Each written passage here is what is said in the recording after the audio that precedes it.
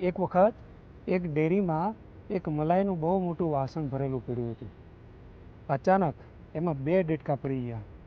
પછી એમણે બહાર નીકળવા માટે મહેનત તો ખૂબ કરી, પણ બહાર ના નીકળી શક્યા.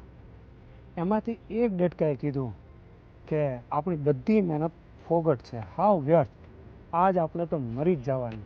ત્યારે બીજાએ કીધું કે છતાંય જ્યાં સુધી થઈ શકે ત્યાં સુધી આપણે પ્રયત્ન કરવો જ જોઈએ, કદાચ આપણે બચી પણ જઈએ. ત્યારે પહેલાંએ કીધું કે એવી નકામી મહેનત કરવાથી શું ફાયદો? તરવા માટે તો આ વસ્તુ ઘણી બધી ઘટ્ટ છે અને પગ ટેકવીને કૂદવા માટે આ વધુ પડતી પાતળી છે અને ઉપર ચડવા માટે આ વધુ પડતી લપસણી છે.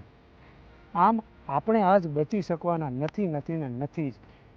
પછી ખોટી મહેનત શા માટે કરવી? અને જોત જોતામાં એ ડેટકો ડૂબીને મરી ગયો.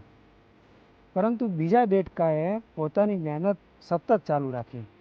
પગ હલાવતો હલાવતો હલાવતો આખી રાત એણે પગ હલાવ્યા અને એને લઈને એની હલચલને કારણે સવાર સુધીમાં મલાઈમાંથી ઘટ્ટ માખણ છૂટું પડ્યું. એના કારણે એ એના ઉપર બેસી ગયો. જ્યારે સવારે ડેરીના માણસો આવ્યા, એણે જોયું તો માખણ ઉપર એક ડેટકો બેઠેલો. એણે તરત ઉચકી અને બહાર મૂકી દીધો. જો ભગવાનને સાથે રાખી અને મહેનત કરીએ તો ગમે તેવી દુઃખની પરિસ્થિતિ હોય એમાંથી પણ બહાર નીકળી શકીએ. ભગવાનનું બળ રાખી અને મહેનત કરવી. જય સ્વામિનારાયણ.